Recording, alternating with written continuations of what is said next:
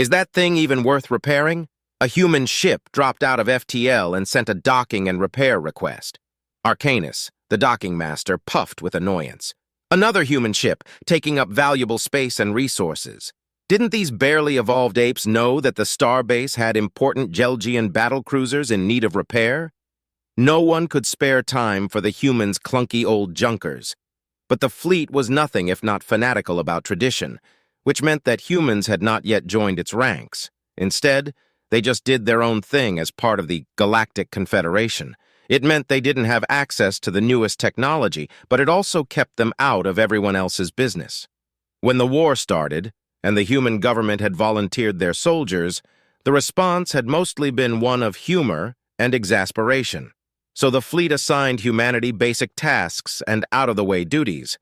And now this bucket of bolts was coming into Arcanus's starbase and, albeit politely, she had to grant them that, requesting help.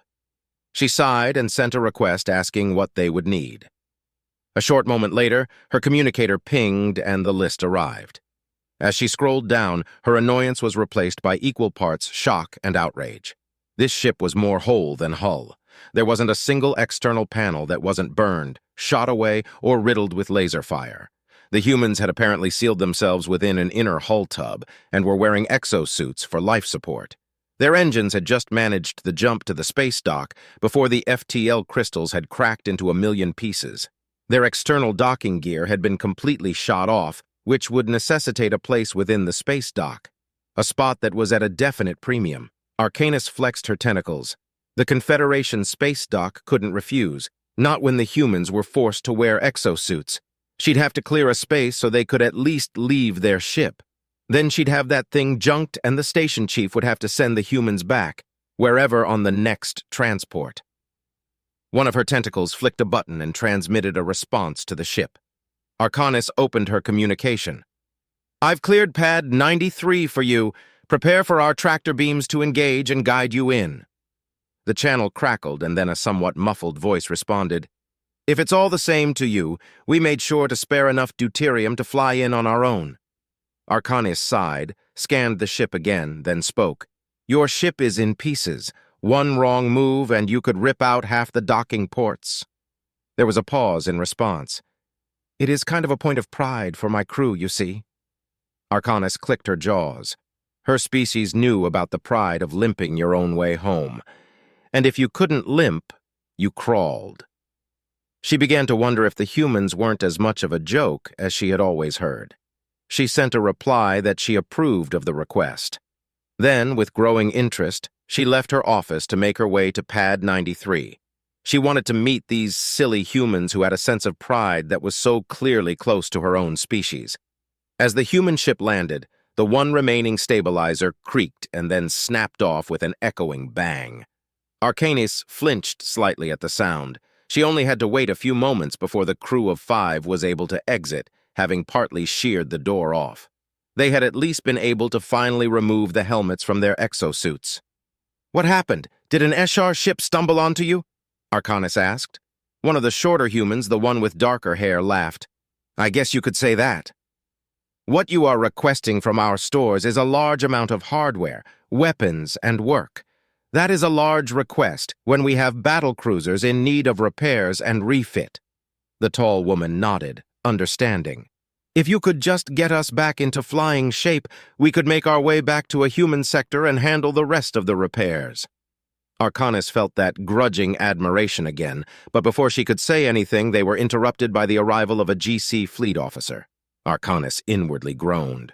During times of peace, she didn't have to deal with these arrogant asses, and she much preferred it that way. "Your heap is taking up valuable space. Docking Master, remove this scrap as soon as possible. The Kralians have a star dreadnought in need of immediate repair." Arcanus had seen the work order for the star dreadnought. The admiral in charge wanted to retrofit a storage bay into an arboretum for his mistress. In spite of this, the Kralians were the military heavyweights of the Confederation, but it still stuck in her craw. The easy smiles of the humans were all gone now. "What did you call my baby?" one of the other men demanded. The tall woman of the group put a restraining hand on his arm. "Your fleet?" she asked.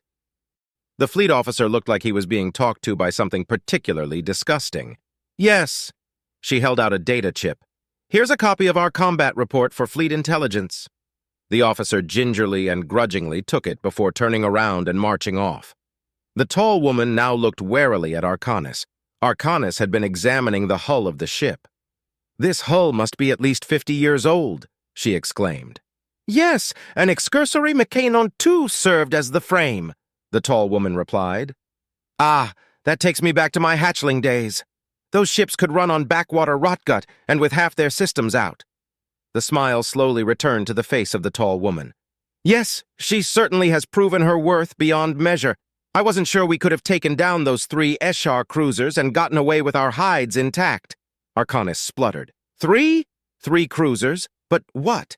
But how? Several of the humans now seemed to be almost laughing. They all slowly made their way over to the edge of the pad to sit down. Well, you know, these old excursories were built around a mass driver for pushing asteroids into new orbits? Arcanis nodded. It wasn't glorious work, which is why crews worked with these tubs back in the day. Well, we reworked the mass driver into an autocannon that accelerates projectiles to shortly before the speed of light. The tall woman threw out the information as if saying she had just walked down the corridor to purchase a snack. Then we put some weapons hardpoints onto the hull, whatever we have on hand, and you have a very tough and passable gunship. We call these things warthogs after... Where did we get the name from Brisby? The man who had been defensive about the ship replied, Some flying animal from old Earth, I think. The woman shrugged and nodded. But 3 Eshar cruisers?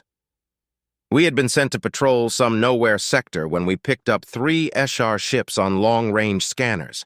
No one else was in the area. My people were itching for a bit of revenge after Polarnus 3, so we went at it.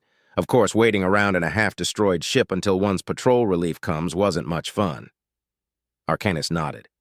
Polarnus 3 had been a tragedy for humanity. It was one of their breadbasket planets and supposedly safe behind GC lines and therefore had little in the way of military protection. But somehow 12 Eshar ships had appeared out of nowhere, glassed the planet, killing 150 million, and then disappeared again. Wait a minute. You destroyed 3 cruisers, lost half your ship, and still waited around until you were relieved? Arcanis couldn't believe her hearing stalks. Well, we had a couple of autocannon rounds left, one of the other men joked. Arcanis pulled out her work tablet, tapped twice. The Warthog was now at the top of the repair list.